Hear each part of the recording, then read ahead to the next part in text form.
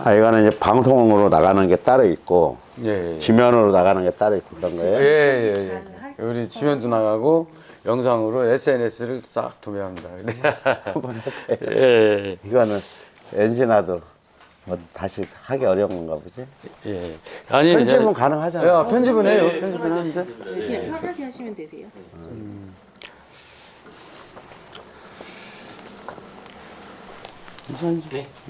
시작하면 돼요.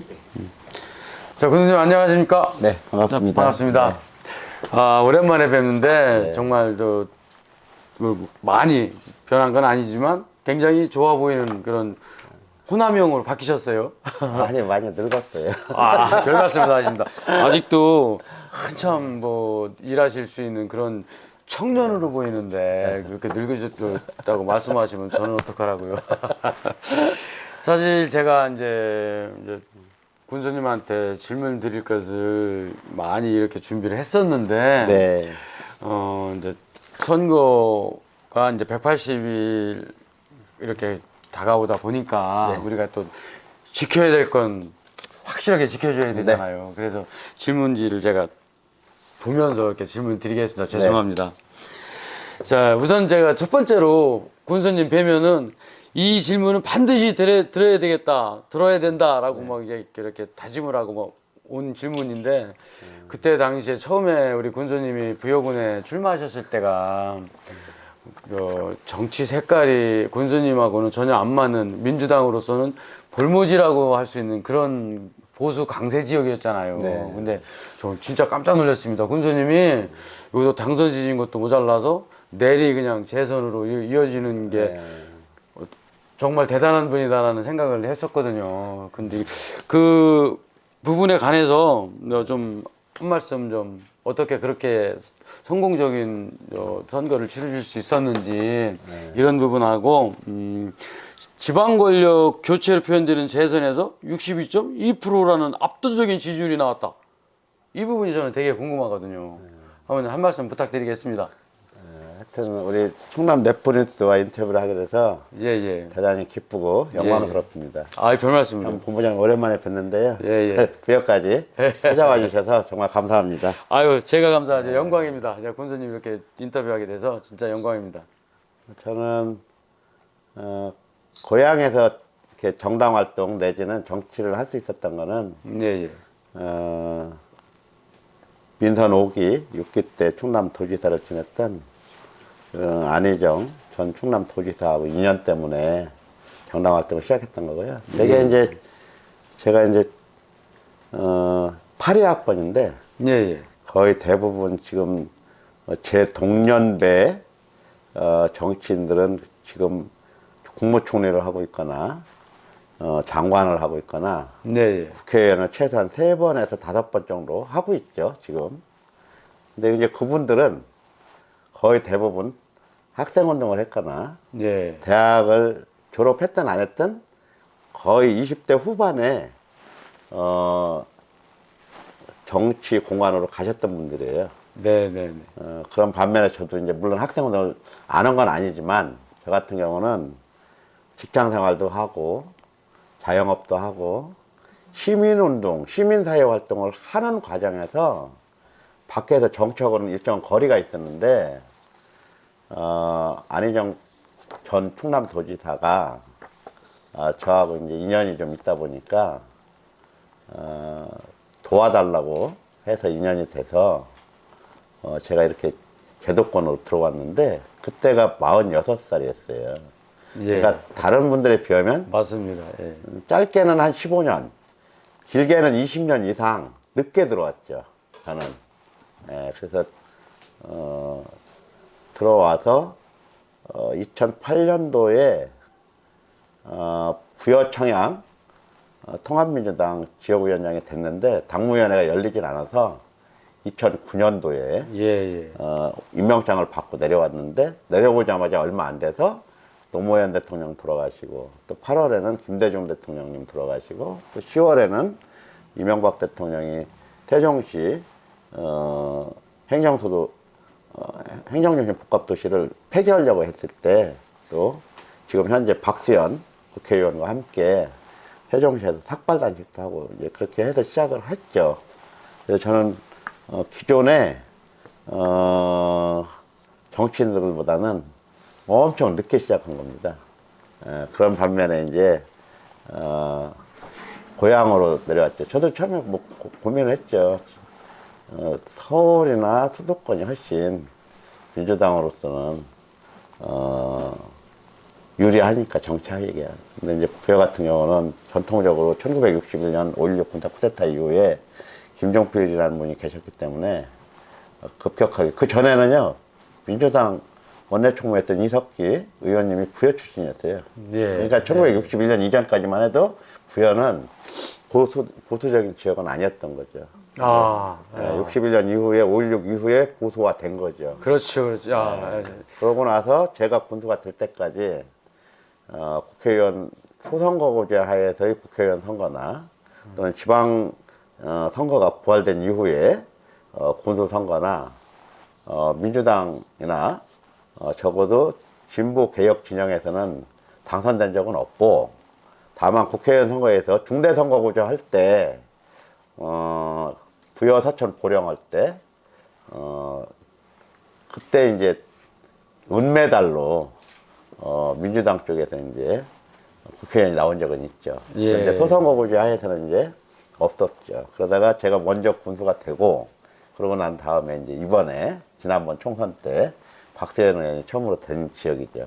그리고 여기는 1987년 대통령 선거가 직선제로 바뀌면서 미국에 있던, 거의 쫓겨나다시피 해서 미국으로 갔던 전두환 민정당에 의해서 전두환 대통령이나 그쪽 사람들에 의해서 JP가 돌아와서 만든 게 신민주공화당이잖아요. 그렇죠. 네, 그래서 여기는 보수적인 야당이 있었고, 민정당계에는 그 보수당이 있었고, 그리고 민주당이 또 있으니까 민주당은 3등밖에 할 수가 없었던 지역이었죠. 그리고 제가 왔을 때도 이미 한나라당인가 거기하고 자유선진당이 있었던 거예요. 그렇죠. 그리고 민주당이 있었고. 예. 그래서 제가 2012년에 처음으로 이제 출마를 했는데 국회의원 선거였죠. 그때가 19대, 19대 때인데 우리 부여 지역에 김근태 그 의원님이 당선됐는데, 네. 그분이 이제 육군 대장 출신이죠. 그렇죠. 그분이 이제 그쪽 보수당 쪽에서, 한나라당 계열에서, 그리고 낙선한 분이 홍표근 전 도의원님인데 자유선진당으로. 예. 그래서 제가 3등을 했어요. 3등. 아, 그러셨구나. 20% 조금 넘어서. 네. 제가 이제 3등을 하고 쓴맛을 봤죠. 그게 2012년이에요. 그리고 떨어지고 나서, 예, 낙선하고 나서 해바뀐 2월 달에 안희정 후에 정무부지사로 이제 갔던 거죠. 그리고 하고 2014년도에 여기 부여에 군수 나올 사람이 없어서 그냥 또 도지사님을 외롭게 도지사 출마시킬 수 없으니까 15개 시군에 시장군수 다 내보내야 되는데 예산하고 부여만 없더라고요. 그때. 아, 예산은 그랬군요. 끝끝내 후보가 없었고, 예. 저는 이제 그냥 놔둘 수가 없어서 몇 번씩 찾아가서 우리 민주당으로 군수를 출마해달라고 요청한 분이 계시긴 했는데, 끝끝내 이제 그분께서 고사를 하셔서 제가 직접 나오기로 작정하고 부지사 그만두고 출마했죠. 근데 이제 그때 이제 이용호 군수님한테, 이용호 전 군수님한테 예.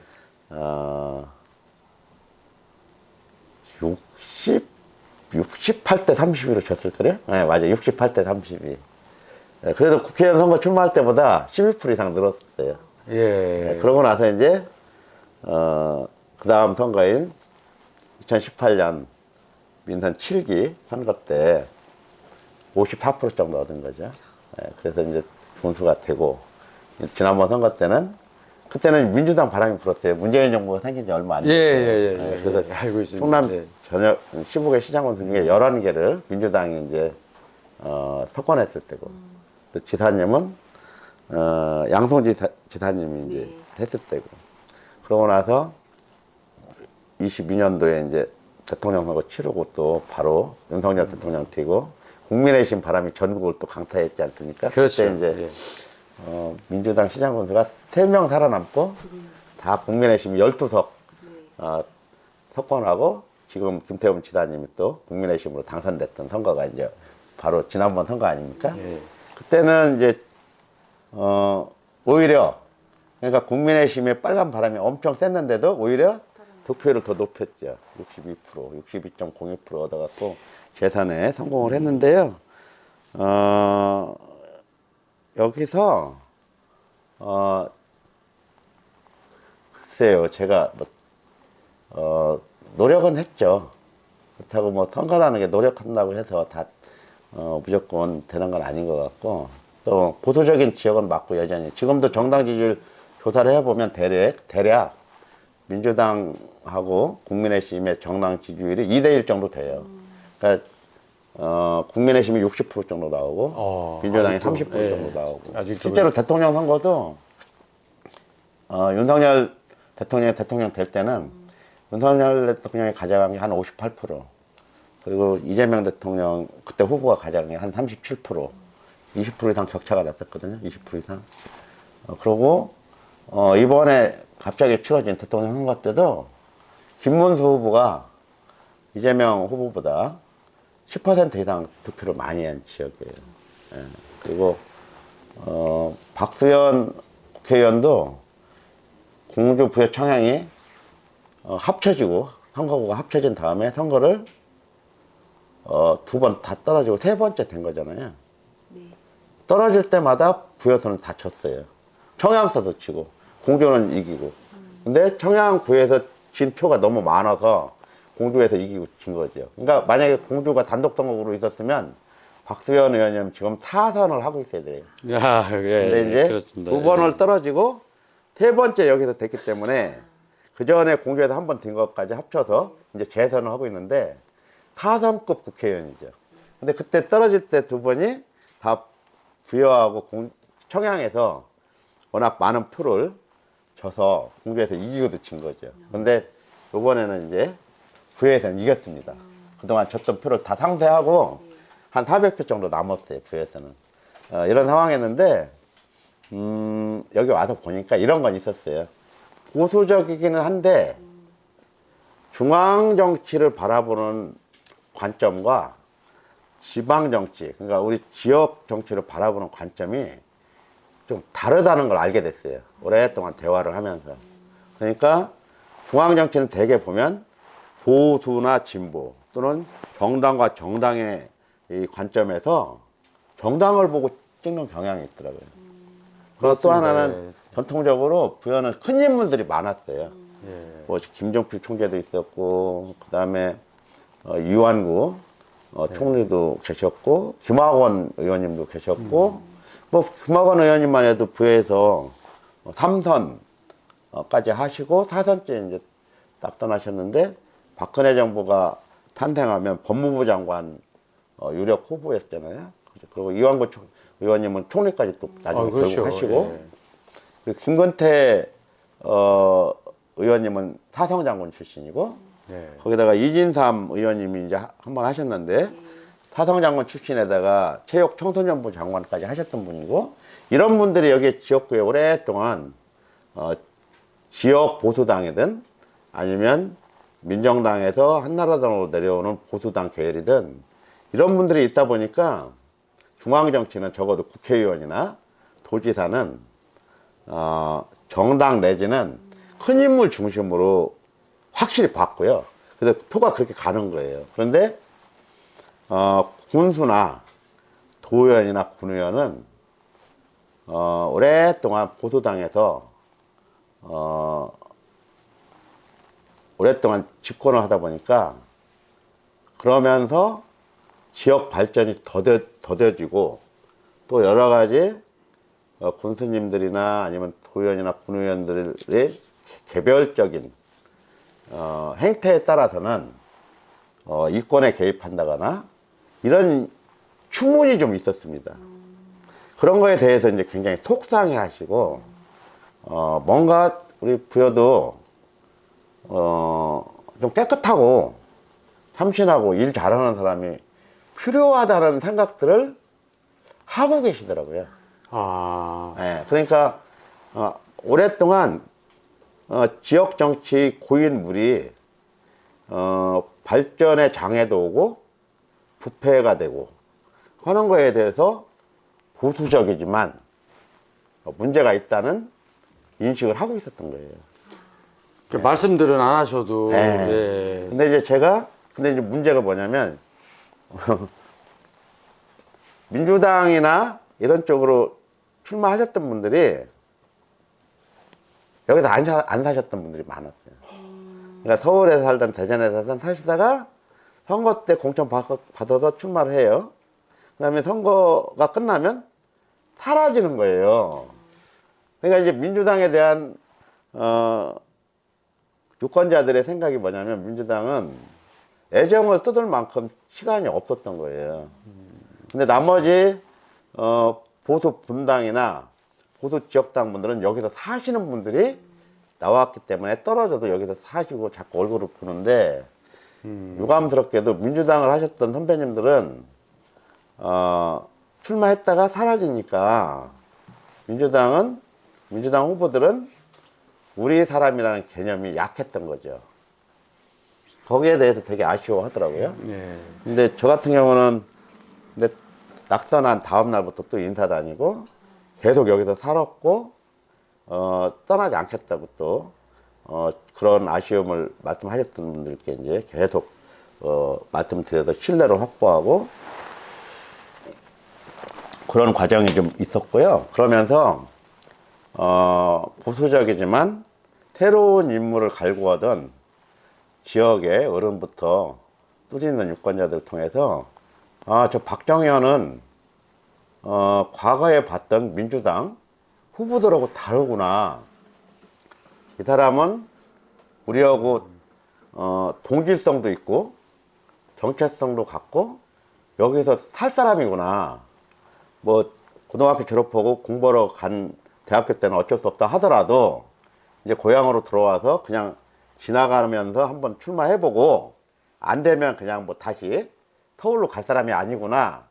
이런 것들을 시간이 지나면서 이제 확신을 하셨던 것 같아요. 예. 그러면서 이제 내 식구라는 이제 생각들을 하셨던 것 같고요. 그래서 그리고 또 이제 제가 평소에 이제 하고 다니는 게 언행이나 이런 것들이 이제 지역 유권자들한테 기존의 정치인들하고 이제 문법이 좀 다르고 이렇게 하니까 그 진정성이라고 할까 이런 거를 상당히 이제 믿어주시면서 어떤 시점 임계점이라고 하잖아요. 그러니까 어른들이 나중에 말씀하시더라고요. 10년을 놓고 보려고 했다. 하는 거 보고 정말로 변하지 않고 예. 정말로 지역 발전을 위해서 국민을 위해서 정말 헌신할 수 있는 사람인지 한번 쭉 보고 있었다. 그런데 처음에 왔을 때나 10년이 지났을 때나 전혀 변하지 않고 똑같더라. 그래서 초지일관 처음처럼 똑같더라. 그런 말씀 하시면서 이제 때가 된 것 같아서 힘을 좀 모아주기로 했다. 그래서 제가 선거운동을 한 게 아니고 보니까 이렇게 저를 유심히 지켜봤던 분들이 선거운동을 해주셨더라고요. 예. 그러면서 이제 저도 군수 만들어 주시고 또 국민의힘 엄청난 바람에도 불구하고 재선이 되기도 했고 그러니까요. 또 그만큼 저도 또 열심히 해서 믿어주신 만큼 기대에 저버리지 않으려고 노력을 했고 그래서 결국은 한 단어로 말씀드리면 선거 떨어지고 포기하지 않고 또 떠나지 않고 우리 부여 국민들과 함께 동고동락하고 부여 국민들하고 함께 동질성을 가져가려고 했던 것들이 인정을 받았던 거 아닌가 그렇게 생각을 합니다. 그러니까 결론적으로 한마디로 정의를 하자면 사실 제가 군수님을 뵙자마자 너무 그 예전 그 추억 이런 것들이 감회가 새롭고 그랬는데 사실 제가 도청에 있으면서 뭐 안희정 지사님이나 뭐 박수현 의원님이나 우리 또 박중현 군수님도 그렇고 모든 정치인들하고의 인연이 있지 않습니까? 네. 근데 제가 지금 와서 이렇게 생각해 보면 그때 시절이 우리나라 대한민국의 정치의 격동기, 과도기를 거쳐서 굉장히 운동권 출신 정치인들이 막 이렇게 두각을 나타내기 시작하면서 또 힘들었던 시절이거든요. 근데 제가 그때만큼 못하니까.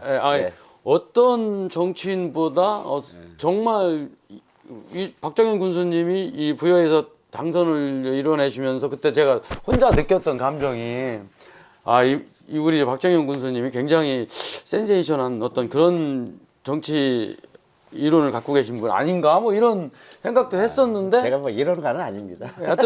어쨌든 그거는 맞습니다. 왜냐하면 예. 제가 이제 부여에 따른 거는 아닌데 많이 선진지로 왔었던 건 뭐냐면요, 농업회의소 때문에 그랬습니다. 예. 그러니까 충남에서 유일하게 농업회의소 법제화 되기 전에 예. 여기서 이제 이강구 회장님께서 거의 그 많이 강의도 많이 전국적으로 예. 다니실 정도로 다녔으면 항상 그 부여 군수님에 대해서 얘기를 많이 하셨어요. 그러니까 여기가 거의 선진지가 돼가지고 다른 데서도 많이 와서 벌써 많이 왔죠? 네, 예. 그러니까 그럴 정도로 이제 군수님이 이 농업에 대한 사랑과 그다음에 그런 것 때문에 여기는 더 완전히 잘 돼 있었어요. 하여튼 뭐 그러니까 이제 결론은 비결은 지역 주민분들과 그 신뢰를 쌓고 의리를 지키고 그런 걸로 그냥 한마디로 다 표현이 될 것 같아요. 그죠? 그렇죠.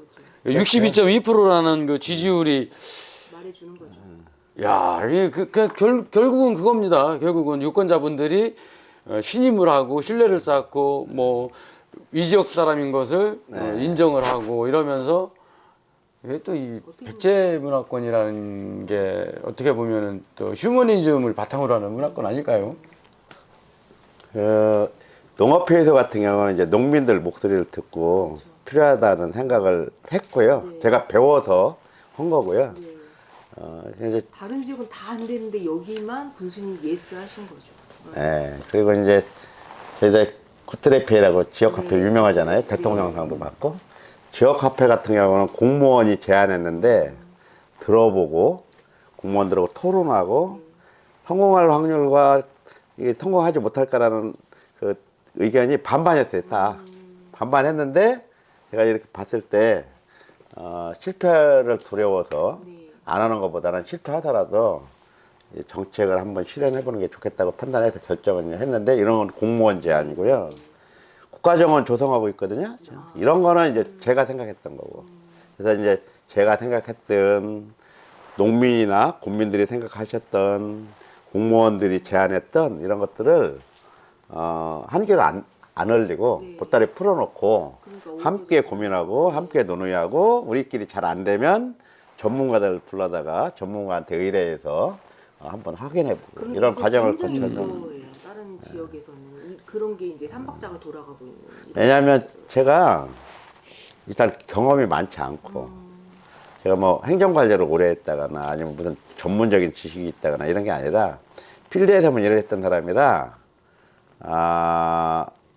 남의 이야기를 많이 들어야 좋은 사례들, 좋은 이제 해야 될 일들이 발굴이 된다는 거를 많은 분들이 이제 말씀도 해주셨고 저도 이제 그 공감을 하고 하다 보니까 사람들하고 소통을 통해서 사업들이 거의 다 발굴된 게 많아요. 저희는. 근데 다른 지자체장님들은 법제화가 되지 않았다고 다 노를 했거든요. 여기 부여만 예스를 해서 간 거죠. 저는 제가 이제 이런 게 있어요. 충청남도 시장군수협의회가 있고 지방정부협의회라고 도지사가 참여하는 시장군수 15명과 하는 회의가 그 두 개가 돌아가요. 공식적으로. 두 달에 한 번씩 열리거든요.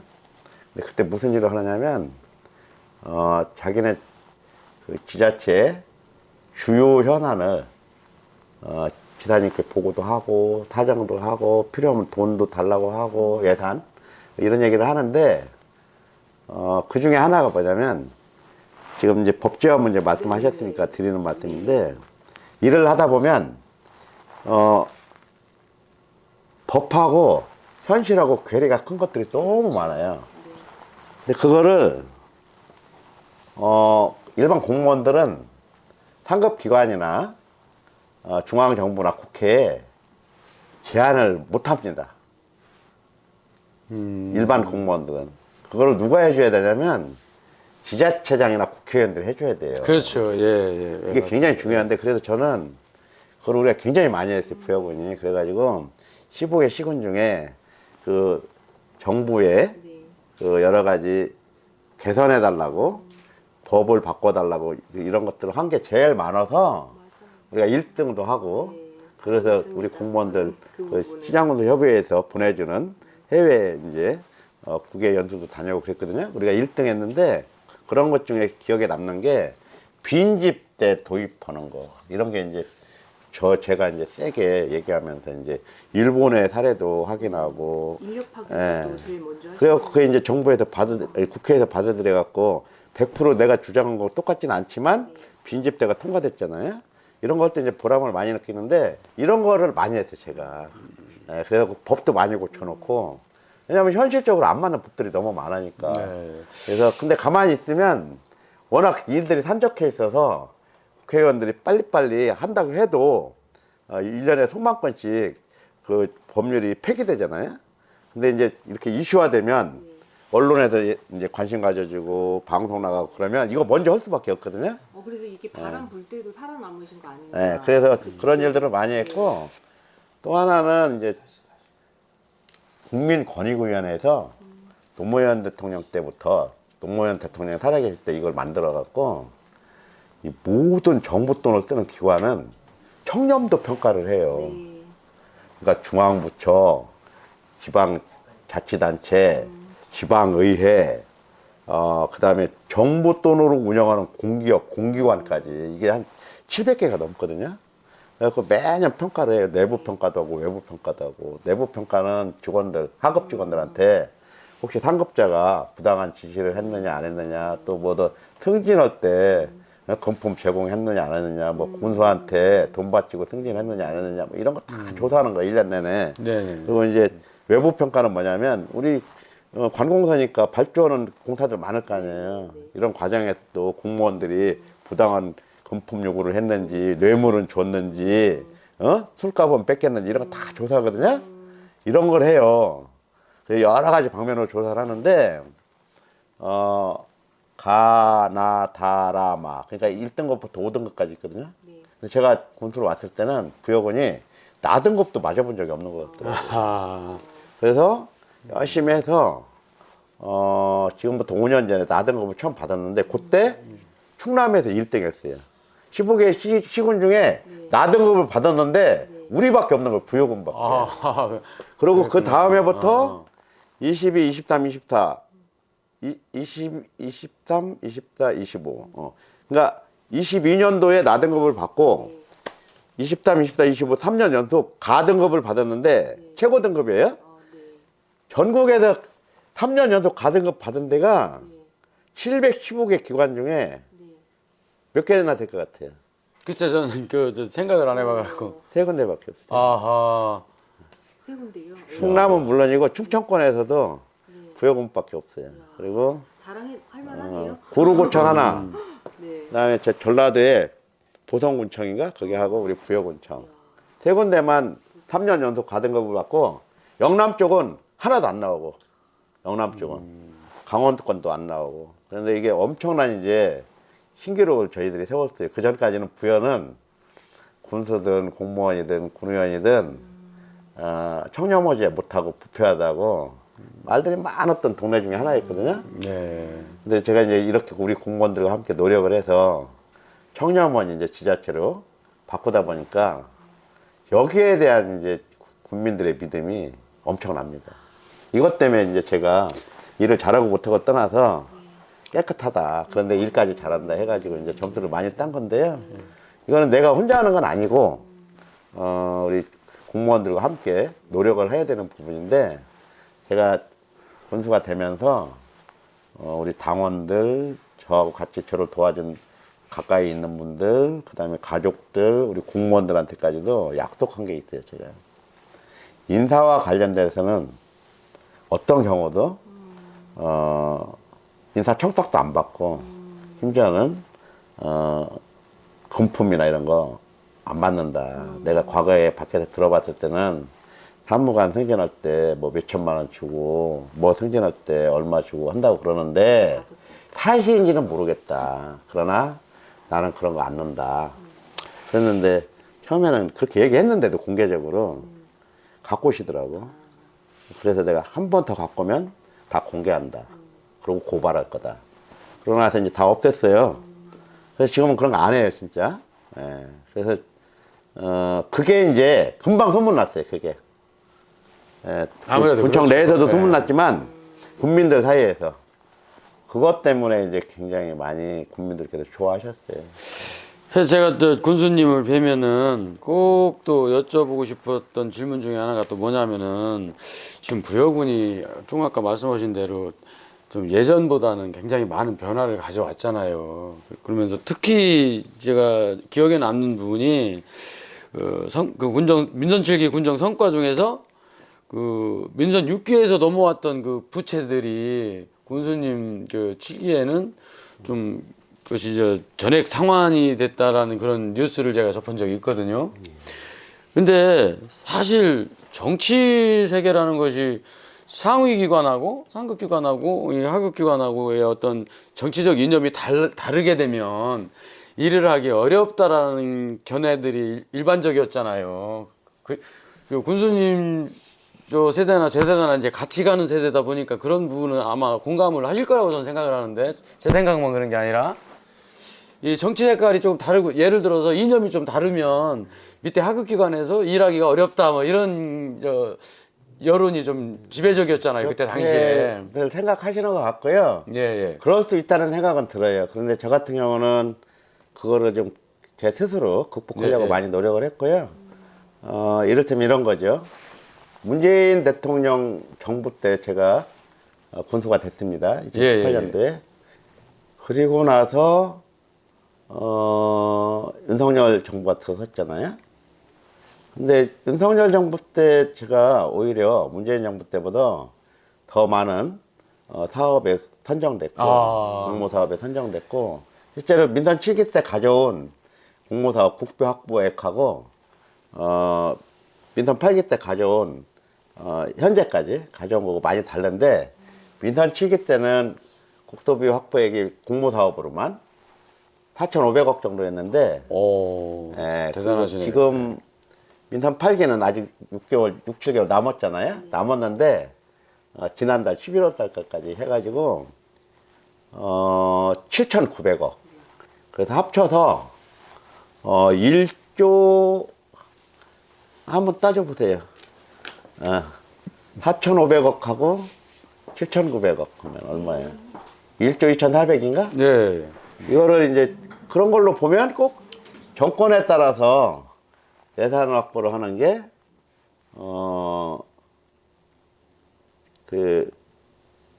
같은 여당이면 더 많이 가져오고, 정부하고 지자체가 다르면 또 손해보고, 이런 건 꼭 아닌 것 같다, 이런 생각이 들고요. 결국 저 일반적인 상식을 뛰어넘는 듯한 그런 답변을 해주셔서 제가 왜냐하면, 첫째는, 네. 저희 야당 의원들도 찾아가거든요. 우리 부여군에 도움이 되는 상임위에, 우리 당 소속의, 민주당 소속의 국회의원이 없으면, 국민의힘 의원이라도 쫓아가거든요, 제가. 여기 우리 부여군 같은 경우는, 문체위, 농해수위, 국토위, 이런 데가 이제 우리하고 굉장히 밀접한 상임위인데요. 운이 좋아서 충남 지역에 우리 당 국회의원들이 해당 상임위에 있거나 또는 간사를 보거나 그러면 편하죠. 그런데 그렇다고 하더라도 야당 의원이 계셔도 찾아갑니다. 제가 인사드리고 필요한 거 말씀드리고 그것도 협조하고 그 다음에 무엇보다도 타전에 의원님한테 부스 찾아가면 효과가 별로 없고 의원님들도 손을 못 쓸 수가 많아요. 왜냐하면 사전에 충청남도하고 충분히 협의하고 충청남도가 중앙부처 올라갔을 때 리스트를 내놓을 때 충청남도가 뭐 100개 내놓는다고 100개 다 해주는 건 아니잖아요. 한 10개 정도 내놓으면 10개 안에 들어가야 돼요. 그런데 우리가 시국의 시군이니까 네. 10개 정도의 리스트에 집어넣는 것도 쉽지 않잖아요. 그렇죠. 그런데 그 중에서도 1번, 2번 정도 돼야 또 해줄 수 있는 거잖아요. 상위 선분에 사업 목록을 올려야 돼요. 근데 충청남도가 중앙부처에 올라가서 15개 시군 놓고 요거 해달라고 하는 목록 안에 부여게 없거나 있다고 하더라도 하위 선분에 있으면 시험을 못 쓰잖아요. 그러니까 네. 상급기관인 충청남도하고 협업을 잘해야 되고, 그 다음에 중앙부처에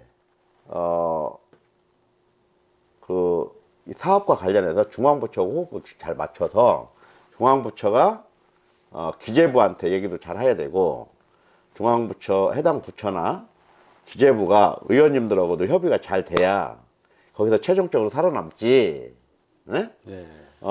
이게 손발이 맞아야 돼요. 예. 그러니까 그걸 다 커봐야 돼요. 근데 이거를 막 국회만 찾아간다고 되는 거 아니고, 중앙부처만 찾아간다고 되는 거 아니고, 충청남도만 찾아간다고 되는 게 아니고, 이게 다 그물망처럼 요 하나를 만들기 위해서 이해 당사자들이 한데 관심을 가질 수 있도록 해줘야 돼요. 그래야 따올 수 있거든요.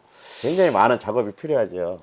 아니 뭐 다른 정치인들에 비해서 정치에 입문한 시기가 좀 늦었다고 20년 정도 늦었다고 말씀하실 때가 좀 전에 1분 전에 그렇게 말씀하신 것 같은데 네. 지금 말씀 들어보면 완전 정치의 달인이 되신 것 같습니다. 아니 그건 아니고 아니. 부지사할 때 이걸 배웠대요. 부지사할 때. 예, 아니 그게 아니고 네, 부지사할 우리 때. 제가 지금 느끼는 게 뭐냐면 우리 박정현 군수님은 부여군을 위해서 이렇게 봉사를 하시고 군민을 위해서 일을 하시면서 그것이 진짜 행복한 표정으로 말씀하시니까 이거 저는 뭐 그냥 뭐 마음이 다 그냥 녹아내리는 것 같습니다. 아니 제가 뭐 다른 거 군수인데 예, 다른 예. 걸로다가 우리 국민들께 예. 기여하신 게 없고 깨끗하게 일 잘하고 또 국민들을 편안하게 모시고 삶의 질을 높이고 부여가 성장하고 발전할 수 있는 동력들을 만들어내고 이런 것들을 잘 관리해 나가는 게 이제 지자체장의 책임이고 의무인데 예, 예. 이렇게 해서 성과를 내면 국민들은 좋아하시고 공무원들은 자신감이 생기고 저도 보람이 있잖아요. 그러니까 서로 다 즐겁고 행복할 수가 있으니까 일단 일은 최선을 다해서 잘해야죠. 아무튼 지금 군수님 표정이 너무 행복해 보여요. 아무튼 저도 이제 충남도청에 오래 이렇게 있다 보니까 많은 정치인들을 뵀잖아요. 대화도 나눠보고. 근데 참 우리 박정현 군수님이 이렇게 고향을 이렇게 발전시켜 놓고 청렴하고 깨끗한 동네. 사실 이 동네가 쉽지 않을 거라는, 왜냐면 진보 성향을 가진 분들이 정치하시기엔 뭐 힘들다라는 그런 그 선입견을 가지고 있는 그런 동네에 있었어요. 사실은 저도 그랬고. 지금도 뭐 그런 분들이 계시긴 예. 한데 많은 이제 고정관념이나 선입견이나 예, 예. 오해가 예, 예. 많이 이제 완화됐거나 예. 불식되기도 했죠. 왜냐하면 사례를 통해서 이제 확인하니까. 너무 많은 변화예요. 그거 저도 진짜로. 처음에 왔을 땐 빨갱이라고 했어요. 빨갱이. 빨갱이 아닌데 진짜 아니. 오해를 하시더라고. 예, 저는 지금도 빨갱이라는 표현에 대해서 어떻게 사람한테 그런 표현을 할 수 있을까라는 의문을 갖고 있었거든요. 근데 그런 상식들이 우리 대한민국 국민들이 어떻게 좀 보면 자꾸 바뀌어야 된다는 생각. 정치하는 사람들이 이념을 예, 예. 볼모로 사람들의 가치관이나 사람들의 정체성이나 이런 것들을 막 아주 나쁘게 만들고 그걸 통해서 다시 악순환이 반복됐는 거죠. 그러니까 결코 좋은 건 아니죠. 제가 군수님한테 또 한 가지 뭐 조언을 어드바이스라고 해도 좋고, 그러니까 말하고 싶은 게 뭐냐면요, 그 양극화라는 거 있잖아요. 우리가 대한민국이 예전에는 뭐 빈부의 격차에 의한 양극화가 좀 심화됐었잖아요. 근데 최근에 와서는 그 정치적 이념에 의한 양극화 현상이 막 굉장히 두드러지는 것 같아서 저 개인적으로는 굉장히 속상하거든요. 그런 양극화 없는 우리 사회가 되려면 어떤 방향으로 정치가 흘러가야 될지 이런 거에 대해서 좀 한 말씀만 좀 저한테 일단, 도와주시면. 정치인들의 책임이 가장 크죠. 네. 그리고 또 종교인들의 책임도 크다고 봅니다. 네. 대한민국은 소위 얘기해서 자유민주주의 국가고 민주주의 국가고 헌법이 존재하는 공화국인데 이 공화국 헌법에 의하면 정교 분리 원칙이 분명히 담겨져 있어요. 네네네. 그 종교는 정치할 수 없습니다. 아, 그럼요. 예. 개별적으로 선거에 참여하고 시민으로서 민주주의에 참여하고 권리를 주장하는 건 맞지만 종교가 집단으로 이 정치 행위를 하면 안 되거든요. 그렇죠. 근데 최근에 보면은 이제 그게 확인됐잖아요. 예, 예. 통일교도 그렇고 신천지도 그렇고 그리고 거기를 이용하려는 정치인이나 정치 세력이 결합되고 그리고 자기들 뜻대로 안 되니까 이제 자기 생각하고 다른 사람들을 전부 다 매도하고 그래서 점점 극우화하고 기본적으로 그런 거를 보면 양극단으로 지금 뭐 이렇게 벌어진 것처럼 보이는데요. 실제로는 거의 대부분은 중간이나 또는 중도에서 뭐 보수에서 좀 진보까지 우리는 극단적인 좌파나 그런 건 없었어요. 근데 최근에 와서야 극단적인 우파가 이제 극우파라고 해갖고 이제 생긴 거잖아요. 이번 그렇죠. 그 내란을 예, 겪어가면서. 예, 예. 내란 전만 해도 극우라는 개념이 그렇게 있지는 않았어요. 우리나라에. 그냥 보수라고 있지. 보통. 그랬는데 이런 것들은 결국은, 권력에 대한, 기득권에 대한 그 불법적 집착이 여러 형태로 나타난 거 아닌가 뭐 이런 생각도 들고요. 또 하나는 그 기득권을 놓치지 않으려고 하는 뭐 그거하고도 연결되겠지만 상대를 존중하지 않는 가장 기본적인 태도에서 비롯됐다고 봐요. 왜냐하면 적어도 헌법적 가치를 용인하고 그 헌법 가치 안에서 같이 살자고 하면 상대방을 죽이겠다고 하거나 말살하겠다고 하는 생각을 할 수도 없는 거고 모든 주권은 국민으로부터 나오기 때문에 선거를 통해서 권력을 위임받으면 되거든요. 네. 근데 노상원 수첩에 보면 아예 뭐 본인들한테 방해가 되는 사람들은 정치인부터 일반인까지 다 수거해서 정리하겠다고 적혀 있잖아요. 그걸 보면 아예 뭐 말살하겠다는 거잖아요. 죽이겠다는 거잖아요. 이건 굉장히 극악한 형태죠. 뭐 이런 걸 보면서 이제 정말 소름이 돋고, 이게 진짜 성숙한, 민주주의로 무장한 위대한 국민이 있었기 때문에 이게 막아진 거지. 그렇잖아요. 여의도에서 막고 해서. 근데 그런 점에서 보면, 앞으로 대한민국 정치가.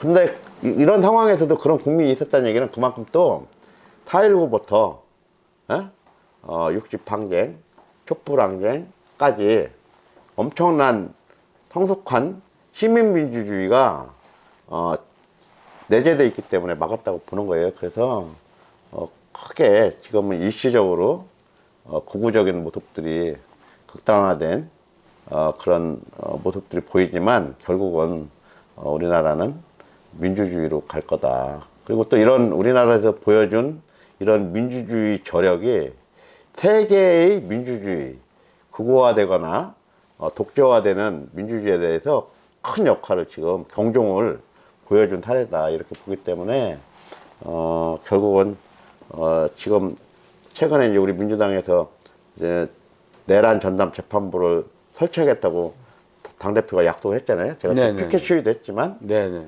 이런 과정이 이제 국민들이 빠르게 정리가 안 되니까 우려하는 거란 말이에요. 그래서 정상적으로 지금 이런 내란 종식이 잘 정리가 되면 앞으로 이렇게 극단적인 정치 행태는 그러니까 불법적이고 반헌법적이고 반국가적이고 이런 극단적인 불법적인 정치 행태나 주장은 그리고 종교 분리 원칙을 지금 헌법이 이렇게 갖고 있는 이런 헌법 체제 하에서 종교 단체나 종교인들이 종교가 정치를 대신할 것처럼 하는 그런 행태는 나오지 않을 거다 이렇게 믿고 있습니다. 예. 하여튼 뭐 제가 바랬던 정말 국민이 행복한 나라, 저 누구를 위한 행정인가를 생각할 때 떠올릴 수 있는 그런 말씀을 좀 해주신 것 같아서 너무 뿌듯하고요. 진짜로 저도 자식을 키워낸 부모, 아빠의 입장에서 볼 때 대한민국이 진짜로 정치인들을 믿고 정치인들한테 내 삶을 맡길 수 있는 그런 정치가 이루어지는 나라가 됐으면 하는 개인적인 바람이 있습니다. 네. 하여튼 말씀 너무나 감명 있게 잘 들었습니다. 감사합니다. 예. 네, 너무 감사합니다. 아유, 별 말씀을요. 하여튼 부여 군민들이 너무 부럽습니다. 군수님도 이런 생각 혹시나 해보셨을지 모르겠지만 그 기득권 세력이라는 거, 그 토 세력이라는 거 거기서 빚어지는 토착 비리 같은 게 있잖아요. 지방 정부에는 중앙 정부 같지 않고, 근데 부에는 그런 게 전혀 느껴지지 않는 그런 상황이거든요. 이게 너무 부럽습니다. 제가 부자나 예, 예. 더 많은 분들을 만날 기회가 별로 없어요. 왜냐하면 나도 부자도 아니고 어려운 분들, 예, 예. 일반 서민들, 예. 농민들이죠. 농민들이나 장애인 단체, 장애인 또 뭐 어른들, 어른들은 돈이 많거나 적거나 약자가 될 수밖에 없대요. 노쇠해지면. 그래서 이런 이제 보통 분들을 만나다 보니까, 그리고 부자들은 이런 게 있어요. 봐봐요. 자본이 두 개가 있습니다. 하나는 화폐, 돈, 이런 자본이 있고, 부자냐 아니냐죠. 하나는 뭐냐면 지식 자본이 있어요. 네네네. 그러니까 시중에서 이제 보통 사람들 얘기하는 대로 가방끈 긴 사람들, 네. 전문가들이죠. 박사하고. 근데 이 사람들 똑똑한 사람들이에요. 그러니까 돈이 많은 분들은 좀 덜 배웠어도 돈이 많기 때문에 자기가 문제가 생겼을 때 방어를 할 수가 있어요. 변호사도 살 수 있고 회계사도 고용할 수 있고, 그죠? 그래서 예, 재산도 예. 지킬 수 있고 예. 법으로부터 자기를 최대한 보호받을 수가 있다고요. 부자들은. 근데 돈이 없는 사람들은 쉽지 않죠. 그렇죠. 그런데 똑똑한 사람들, 많이 배운 사람들, 이분들은 돈이 없어도 자기가 똑똑해서 자기 스스로를 방어할 능력이 있어요. 네. 그러면 이 두 가지가 모자란 사람들이 있어요. 돈도 없고, 예, 예. 그다음에 많이 배우지도 못하고. 이분들은 본인이나 자기 가족이나 방어를 못해요. 속수무책이죠. 그거를 누가 해줘야 되냐면 국가가 해줘야 돼. 국가가. 그렇죠. 예. 그게 이제 사회 안전망 시스템일 수도 있고, 복지나, 그죠? 예. 아니면 이제 돈이 없어서 자기를 보호 못하는 사람들은 그 변호사도 대줘야 되고. 그런데 국선 변호사라고 하는데 이 국선 변호사 제도가 아주 현찮죠. 그냥 대충 하잖아요. 유명무실하죠. 네, 유명무실해요. 그래서 그 제도적으로 그거를 최대한 그분들한테 유익하게, 그러니까 실제로 도움이 될 수 있도록 해주려면 지자체가 나서야 된다는 생각을 한 거예요, 제가. 야, 그래서 제가 가급적이면 돈 많고 똑똑한 사람들은 내가 안 만나도 되는 거예요. 그러니까 왜냐면 그분들이 스스로가 다 잘 해나갈 수 있는 충분한 돈과 지식이 있으니까. 그러면 제가 챙겨야 될 때가 어디냐면 보통 사람들, 그게 안 되는 분들, 어려운 분들, 이런 분들을 내가 지켜줘야 돼요. 뭘로? 시스템으로.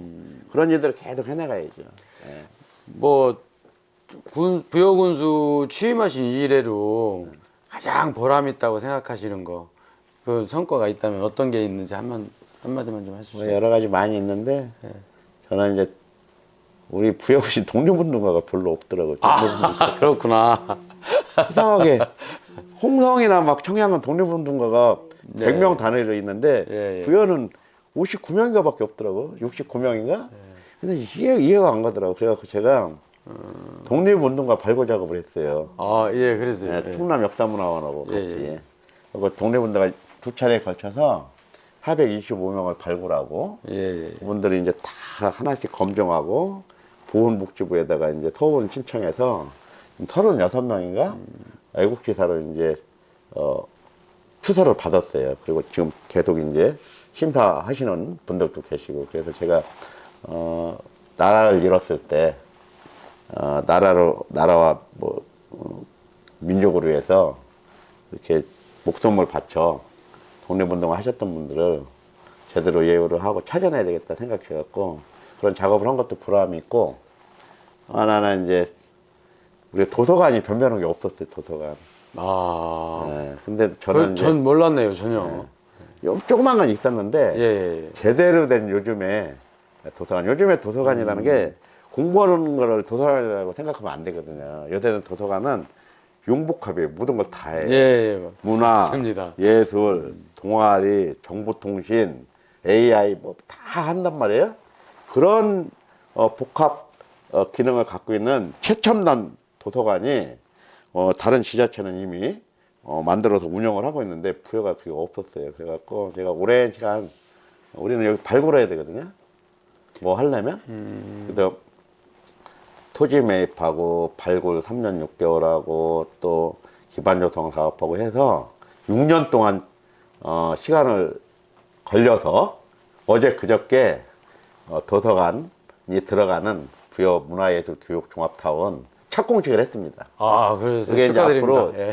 2027년 3월이면 여기에 이제 부여여고 학생들 입학식도 여기서 하고 도서관도 생기고 여기서 육아돌봄 그다음에 뭐 공동 육아 나눔터 그다음에 장애인들 전용 체육관 수영장에 딸린 이런 것들이 다 들어가는데 참 보람이 있어요. 왜냐하면 지역 주민들의 교육이나 문화예술이나 체육 또 휴식 삶의 질을 높이는 복합 공간을 만들어냈고 앞으로 어린아이부터 어른들까지 여기서 부여 국민들의 삶의 질이 한 10배는 더 높아지지 않을까 뭐 그런 생각이 듭니다.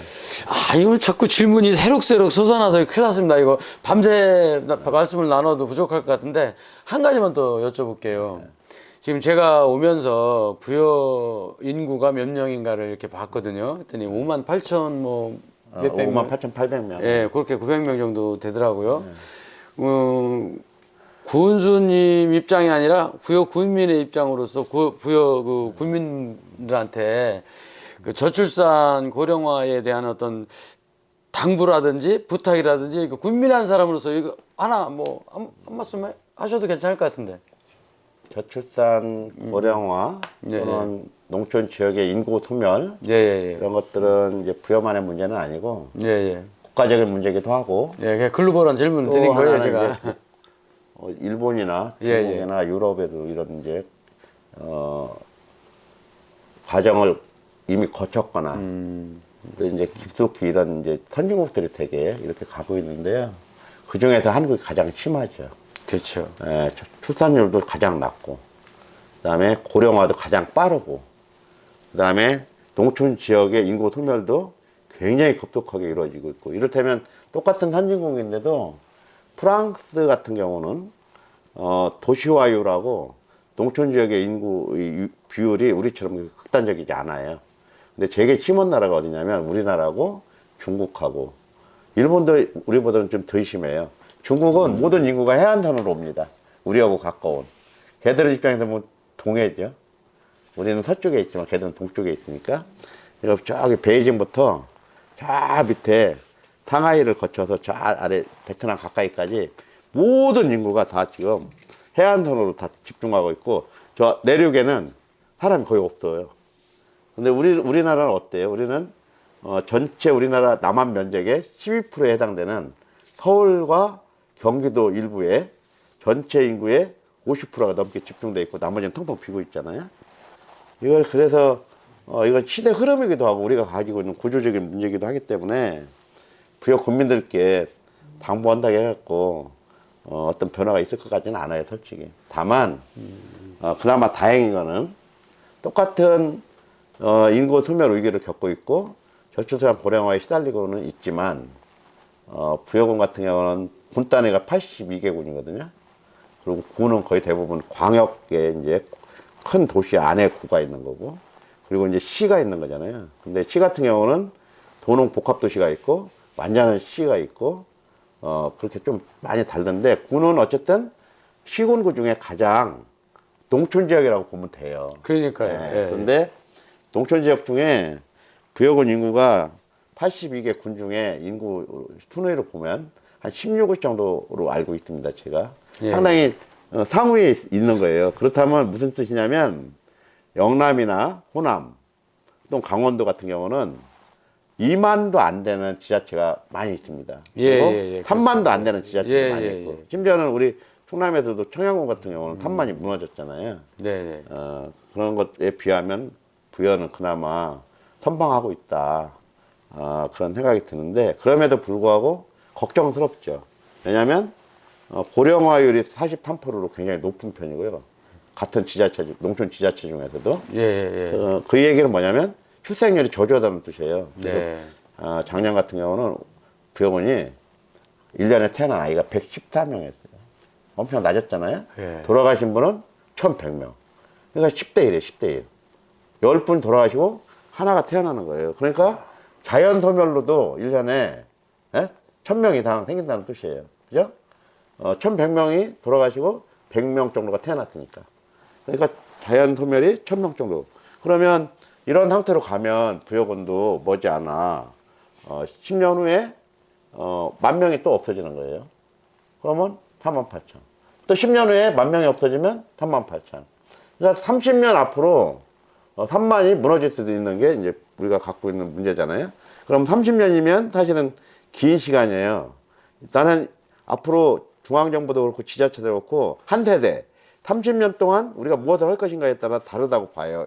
제가 왜 30년을 말씀드리냐면, 둘만 낳아 잘 기르자 하다가 그것도 안 되게 생겨갖고 하나만 낳아 잘 기르자고 한 게 30년 전이에요. 그러니까 산하 정책이 예. 인구 더 늘면 큰일 나겠다고 생각하고 둘만 낳아 잘 기르자고 하다가 그것도 너무 폭발적으로 느니까 그것도 불안하다고 생각해서 정부가 하나만 낳아 잘 기르자고 한 게 30년밖에 안 됐다고요. 그러니까요.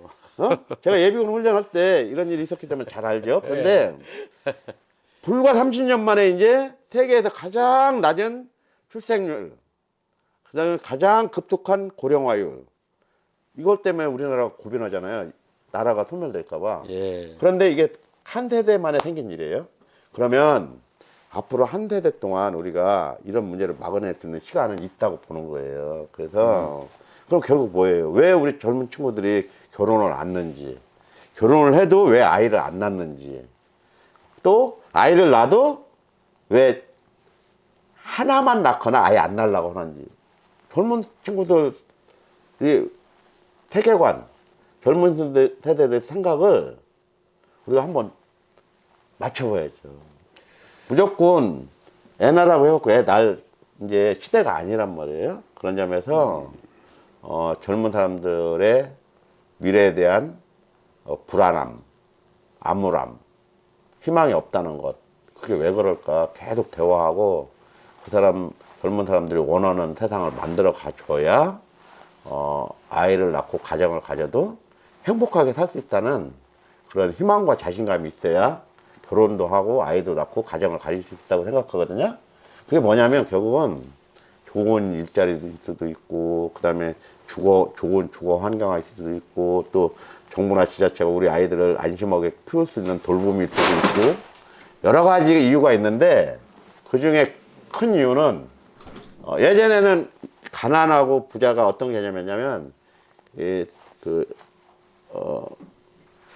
그러니까 양극화라는 말이 어떤 의미로 쓰였냐면 실제로 가난해서 먹고 살기 힘든다는 의미가 포함됐어요. 예전에는. 예, 그렇죠. 그리고 한쪽은 먹고 살만한 쪽이었고, 그런데 지금은 먹고 살만한데 저 부자보다 내가 상대적으로 너무 차이가 난다는 박탈감이 많이 있어요. 예, 그리고 세상이 공정하지 않다는 박탈감. 내가 가만히 있어도 손해나면 공정하지 않은 거잖아요. 내가 열심히 노력했는데 노력한 만큼 보상이 안 되면 공정하지 않은 거잖아요. 이런 거에 대한 우리가 사회적 공감대를 만들어 가야 될 것 같다는 생각이 들어요. 굉장히 중요하거든요. 왜냐하면 가만히 생각해 보세요. 서울의 강남이나 서울에 아파트 한 채 사놓으면 평생 직장 생활에서 버는 돈보다 2, 3년 만에 더 많은 돈을 벌 수 있다고 생각하면 누가 일하고 싶겠어요. 저는 앞으로 우리 사회가 주택 공개념이나 토지 공개념이나 이런 거에 대해서 더 많이 고민을 해야 될 시기라고 봐요. 우리가 한시적으로 한 적이 있어요. 노태우 정부 때 토지 공개념, 주택 공개념 했잖아요. 근데 그때 노태우 정부가 그거 할 때 빨갱이라고 안 했대요. 보수 정당에서 하니까. 근데 민주당에서 하면 또 빨갱이라고 할 건데, 근데 우리 대한민국의 미래를 위해서, 젊은 세대를 위해서 불로소득으로 돈 버는 세상을 끝내야 될 때가 왔다. 정말 직장 생활 통해서 열심히 일하는 대가로 돈을 벌고, 그렇게 이런 돈을 모아서 집도 살 수 있는 나라가 돼야 되고, 그걸로 아이들을 가르치고도 생활을 할 수 있는 나라가 돼야지. 한쪽에서는 뼈 빠지게 일해도 그걸로는 아이들도 못 가르치고 집도 못 사고, 한쪽에서는 남는 돈으로 집 사놨는데 몇 채씩 갖고 있으면서 집값이 올라서 일반 노동자들이나 일하는 사람들이 평생 버는 돈보다 더 많은 돈을 벌어내면 누가 이 나라에서 살고 싶겠어요. 이제 그런 사람이 살기 어려울 정도의 척박한 감정, 느낌 이런 것들이 일어나지 않는 그런 좀 밝고 좀 깨끗한 나라가 얼른 왔으면 좋겠다는 생각을 좀 많이 하거든요. 근데 우리 군수님이 그동안에 이렇게 재선을 하시면서 이 부여군을 이제 이렇게 좀 군민을 위해서 좀 많은 봉사를 해오셨고 많은 업적을 남기셨는데, 앞으로 향후 10년간의 부여에 대한 바라는 게 있다면 한번 말씀해 주시면 어떨까요? 이 부여분들께서 굉장히 부여에 사는 것 자체가 굉장히 자랑스러운 고장이에요. 백제 역사 도시잖아요. 네. 유네스코 세계문화유산 도시기도 하고. 근데 이제 부여는 반면에 이런 문제로 규제도 또 많이 받는 고장이기도 해요. 문화재 보호나 이런 것 때문에. 그래서 또 한편은 이제 그래서 그러다 보니까 이 성장 속도가 굉장히 더뎠죠. 그래서 앞으로는 부여도 바이오라든가 새로운 신성장 동력을 통한 기회를 찾았으면 좋겠고요. 그래서 제가 요즘에 이제 계속 말씀드리는 게 이제 충남 성장펀드 유치해서 금강권에 기후테크 밸리를 좀 조성해서 기후 산업을 좀 중심으로, 우리 기후 산업이 이 국가적으로도 굉장히 취약하거든요, 지금. 근데 안 할 수가 없어요. 왜냐면 우리는 무역으로 먹고 사는 통상국가이기 때문에 신재생 에너지나 알리백을 통하지 않는 제품들은 유럽이나 이런 나라에서는 이제 관세가 엄청 높아갖고 사실상 수출 길이 막히거든요. 그래서 환경과 관련된 혁신적인 기술을 만들어내지 않으면 앞으로 살 길이 없어요. 그래서 다 AI하고도 관련돼 있고. 그래서 충남이나 우리 부여는 지금 새로운 뭐라고 하지? 새로운 아직 발견하지 않은 그런 분야가, 우리가 제대로 하지 않은 분야가 기후산업 분야니까 기후테크 산업을 통해서 부여나 충남이 성장을 해나갔으면 좋겠고, 그러면 좋은 일자리가 생기고, 그러면 청년 인구도 유입되고, 또 농촌에서 살아도 도시에 사는 만큼 양질의 일자리를 가지고 많은 이제 직장을 만들어낼 수가 있으니까 그런 쪽에 관심을 좀 국민들께서도 가져주시고, 또 우리 지역의 정치인들이나 군수나 공무원들이 이런 쪽 일로 우리 부여를 더 풍요롭게 만들어줬고 그랬으면 좋겠다, 이런 생각이 듭니다. 정말 저 고향을 사랑하는 듯한 그런 느낌을 받을 수 있는 말씀을 참 많이 해주시는데, 제가 그러지 않아도 막바로 질문을 또 드리려고 했던 부분이 바로 신재생 에너지 문제였거든요. 근데 미리 알아서 이렇게 말씀을 다 해주시니까 그러셨구나. 질문 드릴 게 없네요. 밤새 질문 드려도 뭐 막히지 않고 줄줄줄 나오실 것 같아서 뭐 이만 좀 맞춰야 될 것 같아요. 너무 뭐 제가 부족해서 군수님한테 질문 드릴 게 이제 다 별 바닥 났습니다. 아무튼 저기 부여가 더 많은 발전을 이뤄내고 또 국민분들이 주민분들이 정말 행복한 그런 지자체가 됐으면 하는 바람을 담아서 군수님께 감사하다는 말씀 전해드립니다. 감사합니다. 감사합니다. 네. 네. 감사합니다. 예, 예. 사진 한번